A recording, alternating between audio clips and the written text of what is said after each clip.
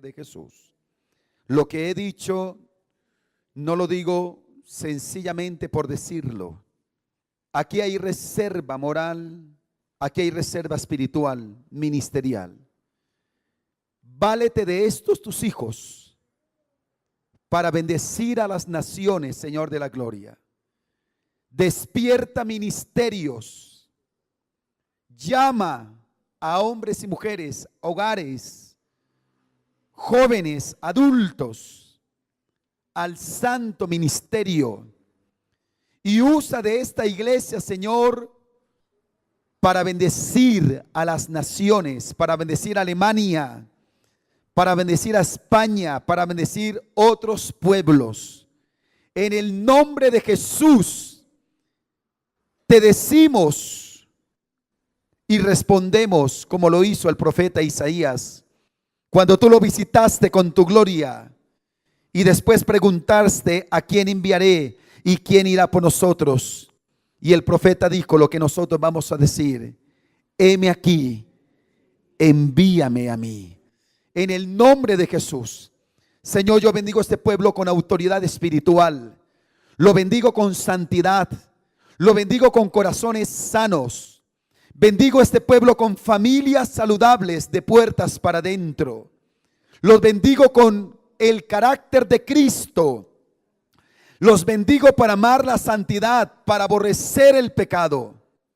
Los bendigo en el nombre de Jesús con destino de vida.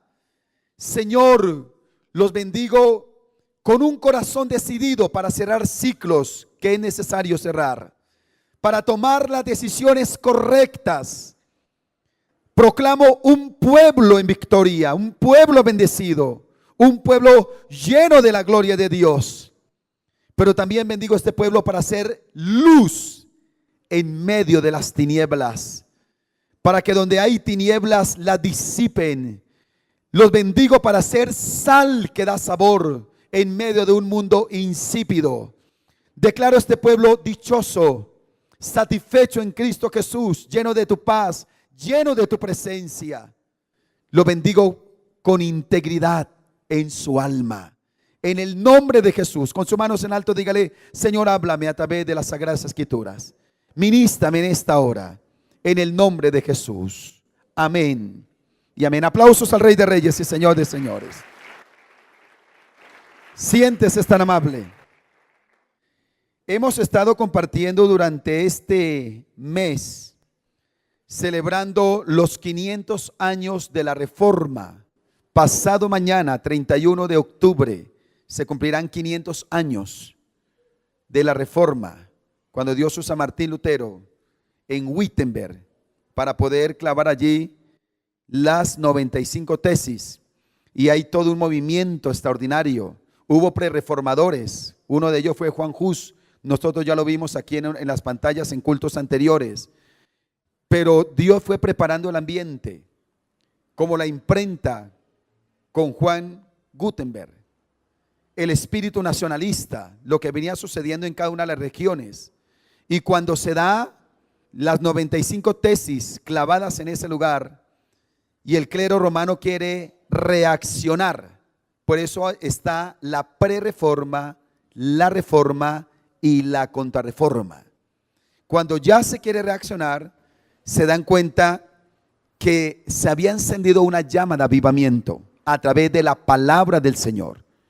Suiza, Escocia, la misma Alemania, Inglaterra, Francia, ardían en el deseo de la palabra del Señor. Hemos recordado en Suiza hombres como Ulrich Rosinglio, ya estaba Juan Calvino en Francia, ya estaba en Escocia Juan Knox, y así sucesivamente en cada país Dios venía levantando hombres para ese avivamiento especial.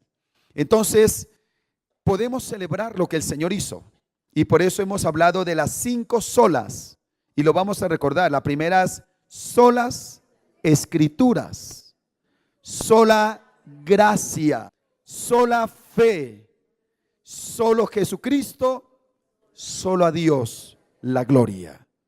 Ya hemos predicado sobre sola escritura, sola gracia, sola fe, solo Jesucristo. Y hoy cerraremos este lindo temario con el tema Solo a Dios la gloria. Y para ello tomamos la escritura para leer el texto sagrado en Efesios capítulo 1, versículos 3 en adelante. Usted trajo su Biblia, ¿verdad? Que se note que usted usa su Biblia, que come de la palabra del Señor. El texto dice así, Efesios capítulo 1, versículos del 3 en adelante. ¿Está conmigo? ¿Ya encontró? Bendito sea el Dios y Padre de nuestro Señor Jesucristo, que nos bendijo con toda bendición espiritual en los lugares celestiales en Cristo, según se escogió en Él antes de la fundación del mundo, para que fuésemos santos y sin mancha delante de Él, en amor, habiéndonos predestinado para ser adoptados hijos suyos por medio de Jesucristo, según el puro afecto de su voluntad, para alabanza de la gloria de su gracia, con la cual nos hizo aceptos. ¿Nos hizo qué? Con la cual nos hizo aceptos en el amado, en quien tenemos redención por su sangre, el perdón de pecados, según la riqueza de su gracia, que hizo sobreabundar para con nosotros en toda sabiduría e inteligencia, dándonos a conocer el misterio de su voluntad, según su beneplácito, el cual se había propuesto en sí mismo, de reunir todas las cosas en Cristo, en la dispensación del cumplimiento de los tiempos, así las que están en los cielos como las que están en la tierra. En Él, asimismo tuvimos herencia, habiendo sido predestinados conforme al propósito del que hace todas las cosas, según el designio de su voluntad, a fin de que seamos para alabanza de su gloria, nosotros los que primeramente esperábamos en Cristo. En Él también vosotros, habiendo oído la palabra de verdad, el evangelio de vuestra salvación, y habiendo creído en Él, fuisteis sellados con el Espíritu Santo de la promesa, que es las arras de nuestra herencia, hasta la redención de la posesión adquirida para alabanza de su gloria. Este es un lindo texto. Quizás usted diga, no entendí mucho, pero es un lindo texto. Le animo a que lo vuelva a leer y por eso hoy, en breve minuto, lo vamos a estudiar en el nombre del Señor. La ciudad de Éfeso, donde estaba esta iglesia, era una ciudad de 350,000 habitantes. Era una de las más grandes e importantes ciudades del Mediterráneo. Era la ciudad guardiana de la deidad de Artemisa o Diana. Y por supuesto que a ella se le había hecho un gran templo. Ese templo se había convertido en una de las 7 maravillas del mundo de aquel entonces. Eso dice que la gente iba a visitar ese templo, era un espectáculo. Como la gente va a conocer la Torre Eiffel, el Cristo de Río de Janeiro, la Estatua de la Libertad, así la gente iba a ese lugar. Y ese templo, allí habían sacerdotes, varones que eran castrados para hacer ese ejercicio sacerdotal. Y las sacerdotisas eran vírgenes y después tenían prostitución religiosa para rendir culto a esa divinidad, esa deidad pagana Artemisa y posteriormente llamada Diana. Ahora, en medio de ese mundo pagano, de esa ciudad terrible, es que Dios en el segundo viaje misionero usa al apóstol Pablo para fundar una preciosa iglesia. ¿Sabe por qué? Porque donde abunda el pecado, sobreabunda la gracia del Señor. ¿Cuántos dicen amén? ¿Y sabe qué veo? Que no hay lugar que el evangelio no pueda penetrar. No, yo creo que ustedes no me entendieron lo que dije. Voy a hacer de cuenta que ustedes no me habían escuchado. No hay lugar que el evangelio de Cristo no pueda penetrar. Sí, denles aplauso al Señor.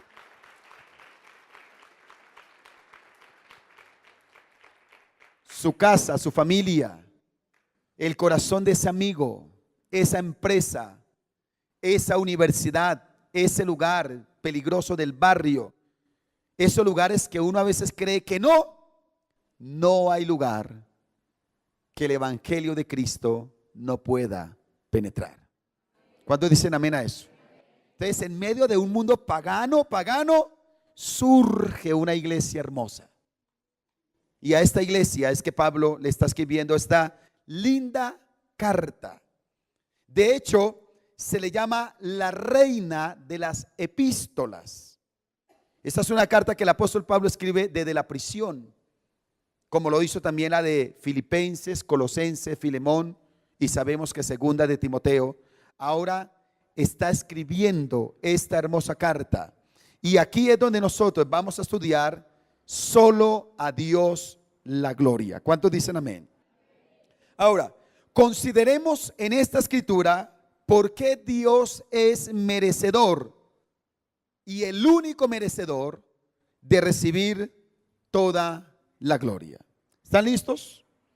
Abrochen los cinturones, que nada los distraiga. Nadie conteste celulares, nadie se deje distraer. Número uno, hay una razón por la cual a Dios le damos toda la gloria. Hay una razón, y el texto lo dice. ¿Sabe por qué? Porque nos bendijo con toda bendición. La eulogia, la bendición de Dios, lo dice en el versículo 3. Bendito sea el Dios y Padre de nuestro Señor Jesucristo, que nos bendijo, diga, con toda bendición. ¿Cuántos dicen amén? Nos bendijo con toda bendición. Ahora, cuando dice la palabra que nos bendijo con toda bendición, observemos estas dos palabras que vale la pena estudiarlas. Tienen un sentido para nuestra vida hoy. No están por casualidad. Nótese que dice que cuando nos bendijo, lo hizo con toda, diga con toda. Esa palabra toda, semejante a la que el apóstol usa más adelante en esta misma carta, tiene la misma raíz de la palabra pleroma, diga pleroma, la plenitud de Dios. Eso quiere decir, cuando habla de toda, que es la más perfecta y plena bendición de la cual se pueda hablar, la cual se pueda recibir. La palabra pleroma es una palabra al griego que se usaba para poder describir cuando algo estaba lleno en su totalidad. Por decir algo, cuando un vaso tiene todo el agua que puede recibir, de tal manera que si le echáramos una gota más se derramaría. Entonces la manera que se decía era: ese vaso tiene la pleroma, está en su pleroma, es decir, está lleno full, no cabe uno más. Cuando una embarcación iba a salir, miraban qué carga tenía y cuántas personas podía llevar. Y cuando tenía toda la carga suficiente y todas las personas que podía llevar, el reporte era: ese barco tiene la pleroma, está en su pleroma, no le cabe más. Una persona más en ese barco genera el riesgo de que la embarcación se hunda. La pleroma, totalidad, plenitud. Y cuando está hablando de que nos bendijo con toda bendición, ¿sabe qué nos está diciendo? Que solo en Cristo Jesús el hombre está completo. Solo en Cristo Jesús el hombre está completo. En otras palabras nos está diciendo, cuando uno conoce a Dios, no necesita ir a otro lugar a buscar lo que no se le ha perdido. No necesita ir a buscar satisfacción para su vida en otras fuentes. Dios es todo suficiente. De tal manera que todas las áreas de nuestra vida están cubiertas por la bendición del Señor. ¿Cuántos dicen amén a eso? Entonces uno está satisfecho, realizado, pleno en Dios. Yo estoy pleno en Dios. Entonces, si yo estoy pleno en Dios, yo no necesito ir a buscar licor para buscar felicidad, porque yo tengo plena felicidad en Dios. Decimos amén. Mi hogar está pleno en Dios. Yo no necesito ir a buscar otra mujer, porque estoy pleno con la bendición que Dios me dio en mi casa. No lo vi convencido, yo estoy pleno. Decimos amén. Y cuando yo digo eso es para que usted lo aplique a su casa. Su casa no es una casa de insatisfacciones, de frustraciones. Cristo tiene para su hogar pleroma, plenitud, total satisfacción.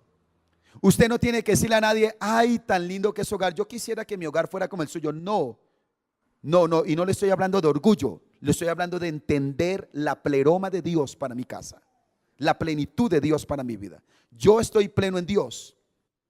El hijo pródigo no entendió que en su casa tenía pleroma, y por eso se fue al mundo a buscar lo que no necesitaba, hasta un día reconocer que había menospreciado la pleroma en su casa. No busque en el mundo satisfacción a ninguna área de su vida, porque no la va a encontrar. Dije que no la va a encontrar. Cuando dice toda, habla de la pleroma. Yo estoy completo en Dios y usted está completo en Dios. Le hablo a las mujeres, ustedes están completas en Dios. Le hablo a los hombres, ustedes están completos en Dios. Estamos completos en Dios. ¿Cuántos dicen amén a eso? Ahora, está diciendo, bendito sea el Dios y Padre de nuestro Señor Jesucristo, que nos bendijo con toda bendición. ¿Se da cuenta que el texto no dice con todas las bendiciones? Está usando no el plural, sino el singular. Y llama la atención porque cuando dice bendición, nos está diciendo que es lo más alto que el ser humano puede recibir. ¿Cuál es la bendición más alta? Cristo habitando en nuestros corazones. La mayor bendición es Cristo habitando en nuestras vidas. Por eso, usted puede ver a una persona con casas, con dinero, viajando, con carros, y de pronto usted puede caer en el vacío que cayó Asaf en el Salmo 73 diciendo, oiga, ¿y por qué ellos sí tienen y son bendecidos y yo no? Escúcheme esto. Si una persona tiene casas, carros, tiene dinero, tiene muchas cosas y no tiene a Cristo en su corazón, lo que tiene a su alrededor no es bendición. No es bendición. Es la adquisición de algunos materiales, bienes materiales, pero no es bendición. Pero cuando usted y yo tenemos a Cristo Jesús en el corazón, así sea solo un plato de comida en el comedor, es bendición. Luce. Trae paz. Podemos comernos un bocado de comida con paz, con alegría, con bendición. ¿Decimos amén? Es ahí donde este texto afirma lo que Jesús dijo en el Sermón del Monte, capítulo 6 de Mateo, versículo 33. Mas buscad primeramente el reino de Dios y su justicia, y todo lo demás vendrá por añadidura. Decimos amén a eso. Es donde yo debo tener la claridad. Seamos diligentes, buenos trabajadores, ahorremos, proyectemos la vida, pero siempre dependiendo de la principal bendición que es Cristo habitando en nuestros corazones. ¿Cuántos dicen amén a eso? Si el dinero y los bienes materiales fueran la bendición plena, no encontraríamos tantos empresarios suicidándose, mujeres bonitas suicidándose. Gente que nos dice, oiga, pero si no le faltaba nada, que no le faltaba nada, le faltaba la principal bendición, Cristo en su corazón. Por eso dice que nos bendijo con toda bendición. Y la misma Trinidad está presente en esa incomparable bendición. Mire cómo, por ejemplo, en el versículos 4 al 6, dice: según nos escogió en él antes de la fundación del mundo, para que fuésemos santos y sin mancha delante de él. ¿Quién nos escogió? Diga, el Padre nos escogió. Esta palabra es una palabra de mucha bendición, porque usted y yo no somos un accidente. Cuando mi mamá me cuenta cómo fue mi nacimiento, ella me recuerda que tenía un dispositivo para planificar y que le causó mucho dolor. Fue al médico, se lo quitó y nació este lindo personaje. Entonces, para muchos puede ser un accidente. ¿Cuántas mamás, estando planificando, quedaron embarazadas? A ver, ¿cuántas aquí no pensaban tener un hijo y quedaron embarazadas? Levante la mano con sinceridad.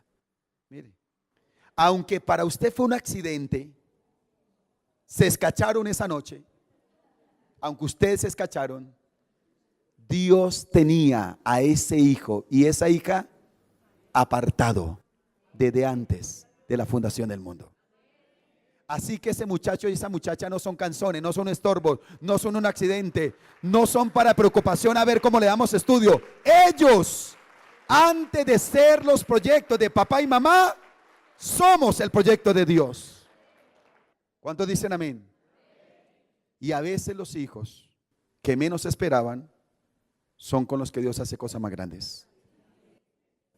No diciendo que no, que los otros no, pero a veces es así. A veces es así. ¿Se acuerda David, el rey David? Ese chino no lo esperaban. El octavo, ¿quién anhela un octavo hijo? Otro más. Se desea el primero y de pronto el segundo. Pero ¿quién desea un octavo hijo?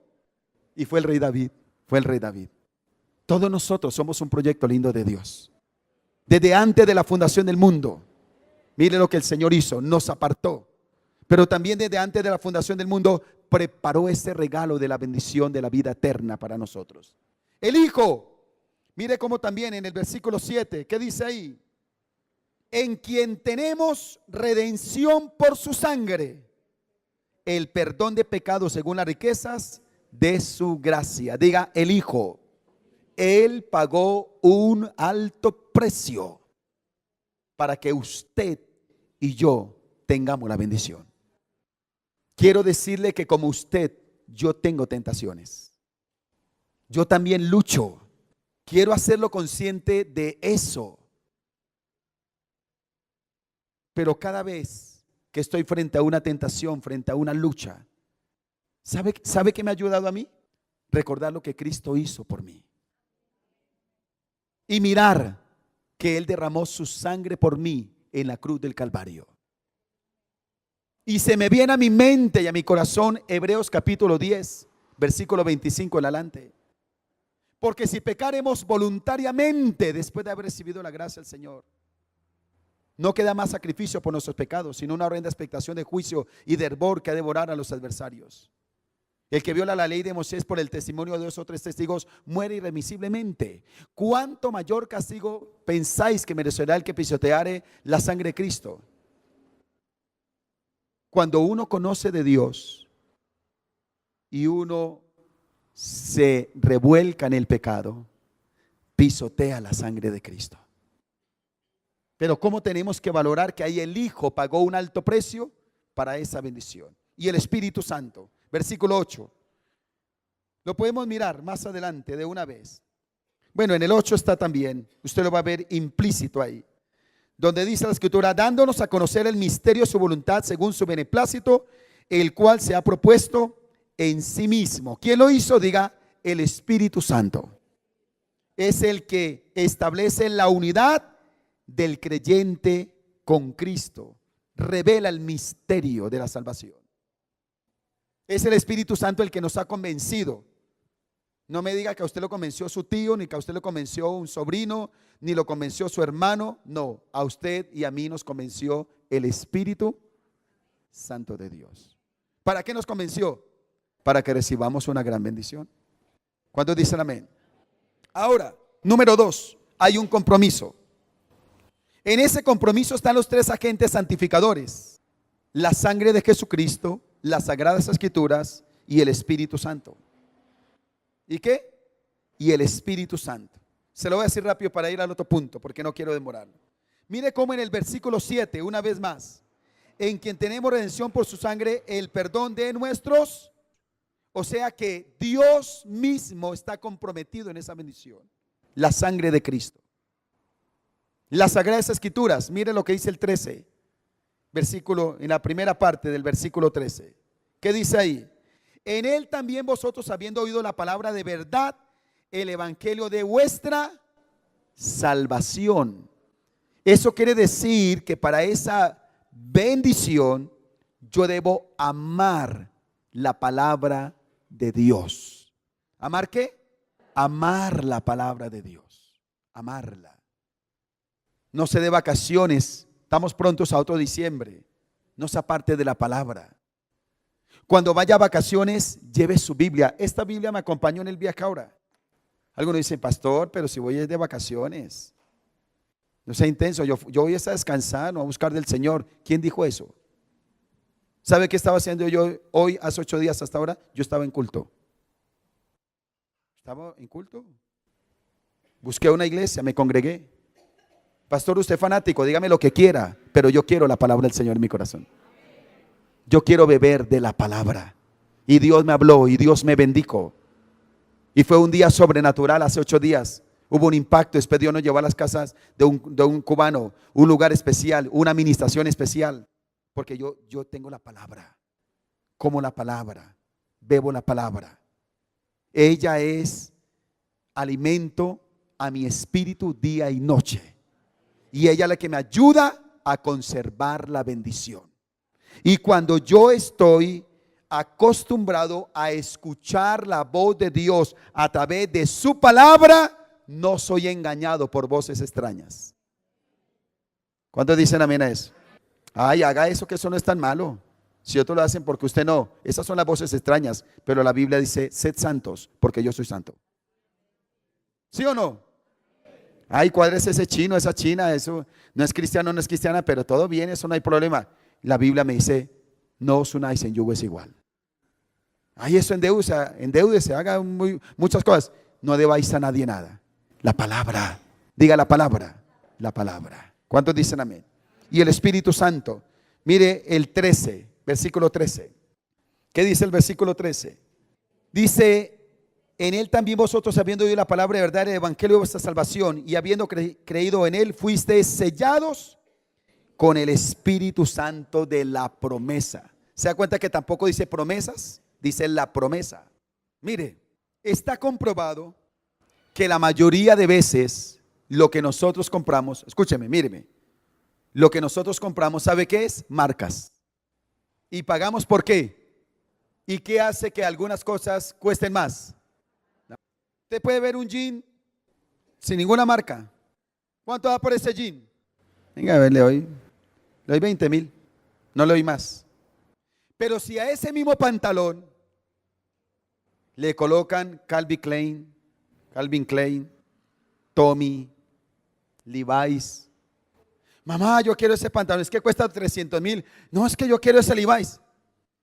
Y ese lo hacen allí en Medellín, como hacen otros jeans. ¿Y la gente compra qué? Porque nos gusta lucir ¿qué? La marca. Entonces la marca hace que las cosas ¿qué? Cuesten. Y estaba leyendo hace unos años atrás en el periódico El Tiempo un documental sobre lo que tiene que ver con el microtráfico, cómo la gente que maneja el microtráfico, y dice cómo viven ellos. Y algunas de esas personas usan jeans de más de 8 millones de pesos. Es verdad lo que le estoy diciendo. Uy, ¿por qué cuesta tanto? Diga la marca. No, esos tenis no me gustan porque no son ni Nike, ni son Adidas, ni son Puma.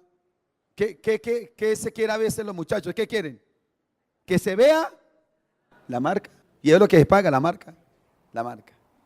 Pero ¿sabe que aquí se le paga una aplicación a eso? Nosotros no valíamos nada. ¿Sabe qué nos da valor? El sello del Espíritu Santo en nuestros corazones. Eso sí que nos da valor. ¿Cuántos dicen amén? Cuidémonos de no contristar al Espíritu Santo. Cuidémonos de no dañar la marca. Imagínese que usted se compró un pantalón y le quedó muy largo y la marca está bien abajo. Toca cortarlo. No hagamos cualquier cosa, pero que no se vaya la marca. Me hice entender en eso, ¿verdad? Que no se vaya el sello del Espíritu Santo de nuestros corazones. ¿Cuántos dicen amén? Ahora, para dar toda la gloria a Dios, hay una forma de hacerlo. Y el texto también lo dice. ¿Sabe cómo se le da toda la gloria a Dios? ¿Quiere saberlo? No lo veo muy convencido. Levanten la mano los que lo quieren saber. Por usted que lo quiere saber. Hay una sola forma. ¿Sabe cómo se le da toda la gloria a Dios? Teniendo todo un estilo de vida. Y ese estilo de vida implica algunas cosas que están en el texto. Por ejemplo, mire conmigo el versículo 3. No nos estamos saliendo de eso. El versículo 3 en la parte B. Un hermano se confundió en el primer culto cuando yo digo A, B o C. El versículo tiene frases. Entonces usted mira la primera. Entonces mire cómo el versículo 3 dice algo importante. En la segunda parte está diciendo que nos bendijo con toda bendición en los lugares celestiales, diga, en Cristo. Eso quiere decir que mi estilo de vida tiene que estar en Cristo, es decir, unido a Cristo. No salgo de mi casa sin tener la seguridad de que voy tomado de la mano del Señor Jesús.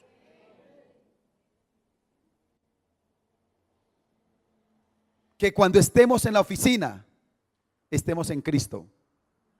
En la universidad, en Cristo. En la casa, en Cristo. En otras palabras, Cristo entraría con usted a todo lugar donde usted entra. Cristo se goza de estar con usted donde usted está y haciendo lo que usted está haciendo.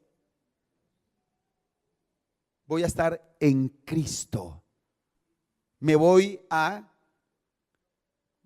cerciorar, voy a tener la seguridad de que en todo lugar y en todo lo que yo haga esté Cristo presente. Yo alabo a Dios por la alabanza que hay en la iglesia. Alabo a Dios por el profe Lucho, alabo a Dios por los que tocan, alabo a Dios por los que danzan y los bendigo. Pero se da cuenta que alabar al Señor, darle toda la gloria, no es solo cantar. ¿Es todo un estilo de qué? Es todo un estilo de vida. Pero también ese estilo de vida dice algo en el versículo 4, en la parte B. Mire lo que dice: para que fuésemos santos y sin mancha delante de Él. ¿Qué quiere decir? ¿Qué quiere decir? Que mi estilo de vida tiene que ser santo e intachable. Diga santo e intachable. Un hermano me hizo una pregunta en estos días, me pareció muy válida. Pastor, mi familia iba a hacer alguna cosa como de una reunión, quizá no muy cristiana, pero yo fui allá porque era mi familia, me invitaron y yo fui con el propósito de predicar la palabra del Señor. Présteme atención a lo que le estoy explicando. Y dijo, yo lo hice y alguien me regañó. ¿Eso está bien o está mal, pastor? Le dije, depende. Depende. Yo puedo ir a un lugar y aunque el lugar sea pecaminoso, si yo voy con el propósito de sacar una vida de las mismas llamas del infierno, vale la pena ir a ese lugar. Y no tiene que ser uno fanático. Allá está mi hermano Ezequiel, recibió al Señor de rodillas en medio de una taberna. Ese sinvergüenza que menos mal no me está escuchando por estar hablando allá. No le digan nada. Él recibió al Señor en una taberna. Yo fui a una taberna, siendo pastor, yo fui a una taberna. Fui de mañana, no habían clientes, un lugar estético, mucho licor, mucha cerveza. Me dio sed, pero no tomé nada de lo que había ahí. Y en medio de una taberna, yo fui. Ay, el pastor entró allá. Ay, eso es un espíritu fariseo. Espíritu hipócrita. Ay, no, no vaya por allá, sangre de Cristo. De allá nos sacó el Señor. ¿Sí o no? Ahora, si yo voy carnalmente es otra cosa. Pero yo fui por una vida. Y aquí está su familia. Den un aplauso al Señor por eso. 2 muchachos. Alguna vez le conté a algunos este testimonio. 2 muchachos en Argentina, 3 meses de convertidos.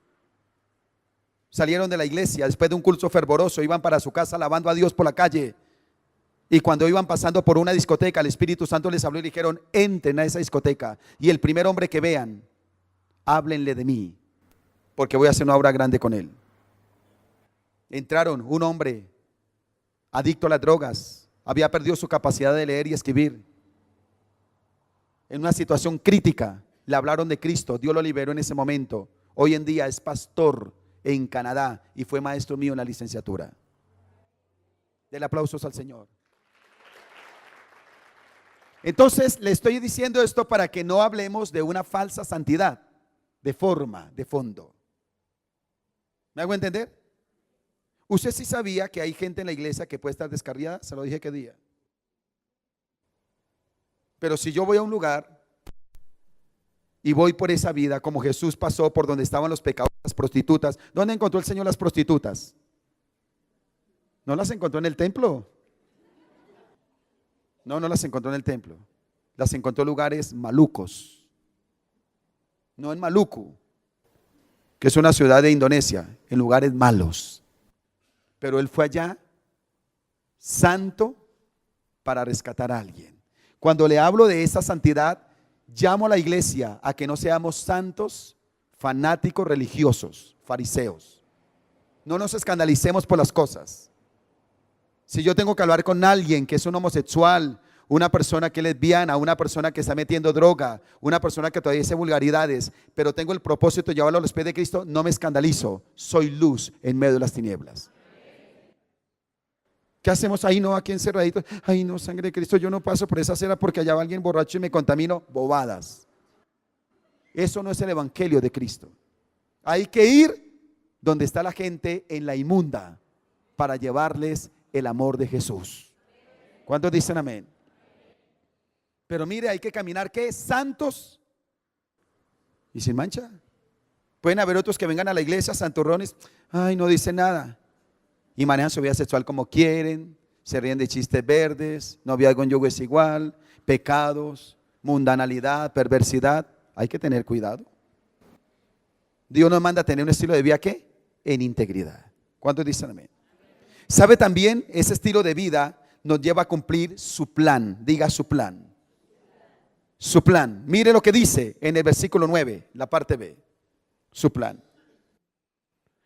Mire lo que dice la palabra, dándonos a conocer el misterio de su voluntad según su beneplácito, el cual se había propuesto en sí mismo el reunir en Cristo todas las cosas, la dispensación del cumplimiento de los tiempos, así las que están en los cielos como las que están, ¿qué? Dándonos a conocer, ¿qué dice ahí el texto? El misterio de su voluntad. Si yo le preguntara a usted, escúcheme esto, y le voy a hacer esta pregunta. ¿Cuántos de los que estamos aquí presentes tenemos al 100% la seguridad de saber cuál es la voluntad de Dios para nuestra vida? Levanta su mano. Al 100% que usted diga cuál es la voluntad de Dios para su vida y está caminando en ella. Por eso vamos a tener un ayuno de 3 días, viernes, sábado y domingo. Y usted va a venir. Porque vamos a buscar más del Señor hasta estar sintonizados con la plena voluntad del Señor. Esta bendición nos lleva a estar en la voluntad de Dios. Y cuando uno no conoce la voluntad de Dios, uno anda despistado. Estaba leyendo un libro, terminando un libro en estos días, y hubo una ilustración que me llamó la atención.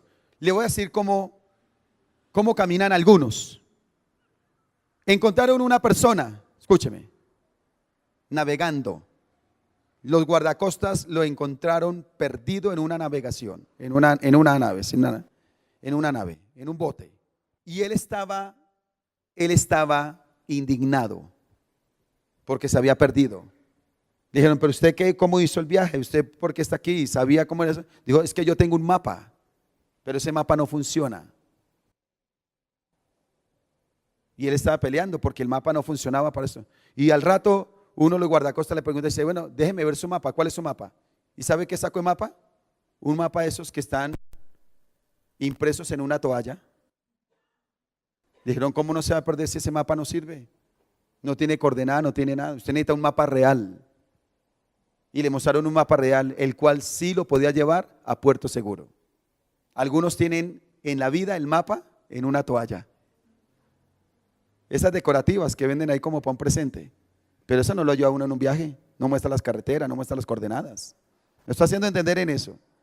Necesitamos tener el buen mapa para saber cuál es la voluntad de Dios para mi vida.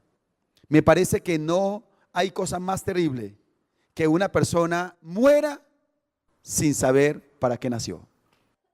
Necesitamos saber para qué nacimos. Y nacimos más que para pagar deudas, para estar con una hoja de vida detrás de un empleo. Nacimos más que para estar peleando en la casa.